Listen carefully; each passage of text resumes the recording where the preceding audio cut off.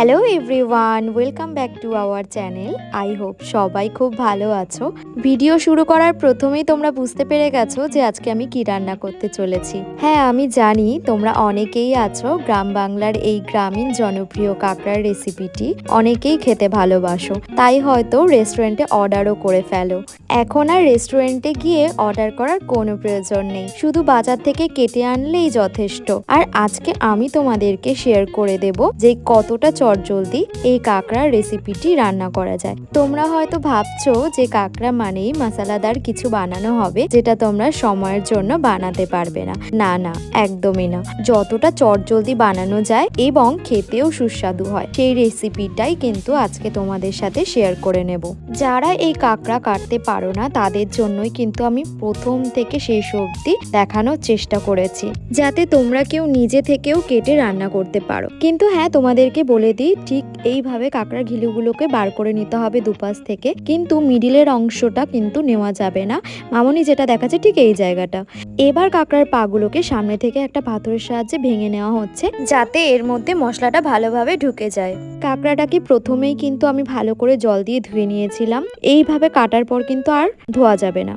এবার দেখো, কাঁকড়ার গায়ে স্বাদ মতো লবণ আর পরিমাণ মতো হলুদ গুঁড়ো দিয়ে ভালোভাবে কিন্তু আমি হাতের সাহায্যে মেখে নিচ্ছি। তোমরা চাইলে এই ম্যারিনেশনটা কিন্তু চামচ দিয়েও করতে পারো। আমি এখানে হাতের সাহায্যে করে নিচ্ছি, তার কারণ তাড়াতাড়ি যাতে হয়ে যায়।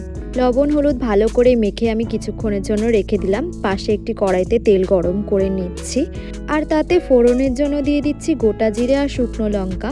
আর এটাকে আমি একটু ভালো করে নাড়াচাড়া করে নেব। তারপর মেখে রাখা কাঁকড়াটা আমি কিন্তু তেলের মধ্যে দিয়ে দিলাম। তারপর ভালো করে নেড়ে চেড়ে কিন্তু কিছুক্ষণের জন্য ভেজে নিতে হবে। তোমাদেরকে বলে দিই, কাঁকড়ার এই রেসিপি কিন্তু পেঁয়াজ রসুন দিয়েও কষা করা যায়। সেই রেসিপিটা আমি অন্যদিন তোমাদের সাথে শেয়ার করে নেব। বেশ কিছুক্ষণ ভেজে নেওয়ার পর দেখো, কাঁকড়ার কালার কিন্তু চেঞ্জ হয়ে গেছে, একটু অরেঞ্জ মতো হয়ে এসছে। এই পর্যায়ে কিন্তু বেশ কিছুক্ষণ নাড়াচাড়া করার পর আমি একটু উষ্ণ গরম জল অ্যাড করে নেব। আমি কিন্তু এই রান্নাতে কোনো রকম বাটা মশলা ইউজ করছি না, তাই শুধু ঝোলটাকে ফুটিয়ে নেব।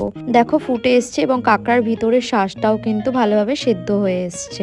আর ঝোলে যেহেতু এক্সট্রা করে আমি কোনো লঙ্কা ইউজ করিনি, তাই ফোড়নের লঙ্কাটাই আমি এখানে ঘষে ঘষে এই তরকারির মধ্যে কিন্তু দিয়ে দেব।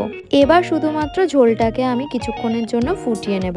আর এখানে দেখো, আমার তরকারিতে কিন্তু বাবালও উঠে গেছে আর ঝোল ফুটে কিন্তু ঘনও হয়ে এসছে। এই পর্যায়ে কিন্তু আমার কাঁকড়ার এই রেসিপিটা রান্নাটা কিন্তু এখানেই শেষ হলো। তোমাদের হয়তো এই সাদা মাঠা রান্নাটা কিন্তু পছন্দ হবে না, কিন্তু আমি তোমাদেরকে কথা দিতে পারি, এই রান্নাটা যতটা চটজলদি করা যায় ততটা খেতেও কিন্তু সুস্বাদু হয়।